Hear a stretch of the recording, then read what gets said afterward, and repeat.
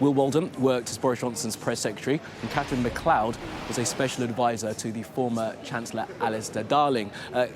Will, Catherine, I won't talk to you about Larry the Cat, we can move on from that, but I do want to ask you about the in-trade that is facing the next person to be in number 10.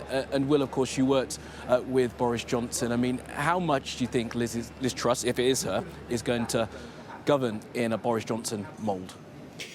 Morning, Kamali. I think probably quite a lot, and I think that the difficulty there is that she's going to have to reach across the Tory party to unite it at an incredibly difficult time. No Prime Minister has faced an in-tray like this, quite like this, I think in recent times, and she's got her work cut out, and all indications are that she's going to go very much in the kind of Johnson mould. Now, if she doesn't fill her cabinet by reaching out across the Conservative Party with a breadth of talent, she may come unstuck pretty quickly. She's got a massive task ahead of her, and I think that very much the jury is out. She spent the last 6 weeks appealing to a very narrow base, and that is the Conservative Party membership. She's now got to appeal to the country. She's got to come out swinging and running, hit the ground very hard in terms of what she's going to offer the country. And part of the problem is that they've spent 6 weeks sort of dancing around this issue around the cost of living crisis. So even yesterday, she wouldn't answer the question. And I think, look, the campaign has gone on far too long and people need answers. She's going to have to deliver them, within a matter of hours. Yeah, we'll find out, I guess, in a matter of hours, perhaps, the direction that she's going to take. And Catherine, let me just bring you in on this as well, because, of course, as an advice to Alistair Darling, when he was helping steer the country through the last huge economic shock that we had after 2008, I mean, the kind of work that needs to be put in place early to make sure that whatever does happen is effective is really important. It's very important, and I'm sure that when Ms Truss, or if it is indeed her that is the Prime Minister, will be presented with options whenever she goes into number 10, because the civil servants will have been working on it throughout the campaign. I don't know what Will means by Liz Truss governing in the Boris Johnson mould, but goodness me, if she was going to learn any lessons, it would be to absolutely not govern in the Boris Johnson mould, because his own colleagues in the Conservative Party in Parliament threw him out. But she is going to face a very, very tough time. We will know tomorrow. I think we'll get an indication immediately before her cabinet, or on Wednesday rather, what she's going to do. She's changed her mind quite rightly during the campaign. She's realised that events, dear boy, are as pertinent now as they ever were.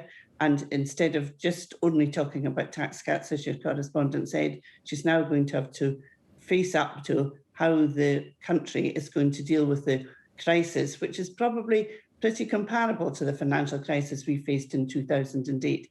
She is facing a very difficult time. Yeah, and Will, I'll let you answer for yourself, but I imagine when you say governing that Boris Johnson mould, you're talking about boosterism, sunlit uplands, saying that everything's going to be all right if we just get through this period. Yeah, there is an element of that with Liz Truss, and clearly, Catherine's right. I don't think she's going to repeat the mistakes that Boris made, which were, pretty self-inflicted, and they were about the fact that he liked to run a loose ship, and he wanted to be loved by everybody, and he wasn't a details guy. I think it's quite clear that she is a details person, but she has advantages that he does not have. On the other hand, I think she has disadvantages. She doesn't have the charm, she doesn't have the charisma, she certainly doesn't yet have the political reach in terms of the electorate. So the jury is out there. But I think, the proof of Liz Truss as Prime Minister will be about how quickly she can take those options that Catherine mentioned and deliver something that is concrete for people, that will make an immediate difference in their lives. And the key thing she's advocating around that, whatever the issue in terms of money that's provided for energy bills, is that our energy mix has been caught up, intrinsically with, gas supplied to Europe and us buying that gas. We need a different energy mix, and she's rightly tackling that and saying that she's going to hit the ground running in that regard to change the energy mix in the years ahead, because these crises in the future will not go ahead, will continue to hurt if we don't change that energy mix. And Catherine, obviously when you were in government advising Alistair Darling, it was a very different kind of setup, the way that number 10 was run. I mean, do you expect to see Liz Truss perhaps going back to some of those pre-Boris Johnson ideas of the way that number 10 is run, the way that operation is carried out? Didn't serve him very well, did it? Well, I mean, I don't know what Liz Truss is thinking really, but I mean, from what I read from people who perhaps do know what she's thinking, is that she intends to reduce the size of number 10, bring in a different style in number 10, which is probably quite right. I think Liz Truss's big problem is going to be the people who have been supporting her. They're very right wing. I think they'll be probably a bit dismayed already that she's talking about helping the country and not just talking about tax cuts. And as one very senior Tory said to me, she's going to perhaps have to pay a very high price to the supporters who threw the weight in behind her at the very beginning. I think who is in her cabinet will be very illustrative of the kind of government that she's going to run. And from what I hear, and I was no Boris Johnson fan, that he was much more receptive to ideas than she might be, because she is surrounded by very hardline Conservative members of Parliament. We'll pick up on that then. I mean, is that going to be perhaps Liz Truss's biggest hindrance, the people that she had supporting her through this leadership contest, and then the people that she may well appoint to cabinet? I mean, as Catherine says, this is the biggest crisis that the government has faced since 2008. Yeah, and I think I alluded to that at the beginning. If she is going to first survive in office and then fight a general election, I think that she has to reach out across the breadth of talent in the Conservative Party, and that may mean appointing a number of high-profile Rishi Sunak supporters. I don't think Sunak is going to serve in her cabinet. I think he's made that pretty clear. But if she doesn't do that, then the sort of internal machinations of the Tory Party may well tear her apart before she has a chance to show us what she is made of. So it's a huge choice in terms of those people, and I think who knows whether the predictions that we read in the newspapers are correct. If they are, she's clearly, I think, saying, no, I'm not going to do that. I'm going to go with the people that I know and that I trust, and those are the people that are going to deliver for me. And I think that she may well find that quickly it comes up short in that regard.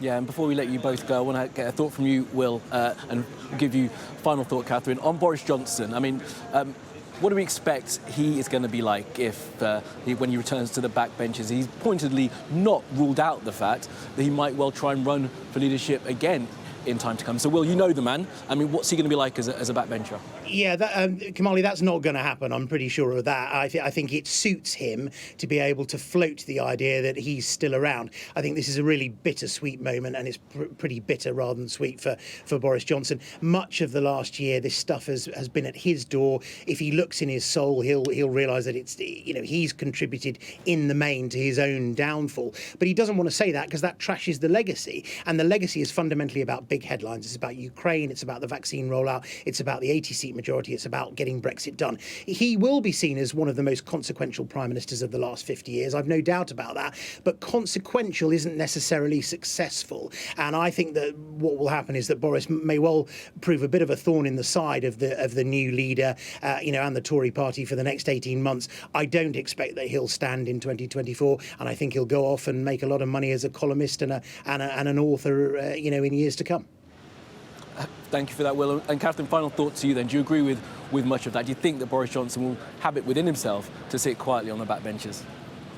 I think that will be hard. I think Will is right, though. But he'll be sitting in the backbenches, causing mischief, writing interesting columns that make people laugh. Doesn't matter whether they're factually correct or not. He's an entertainer, and perhaps that's at the end of the day will be what he is remembered by.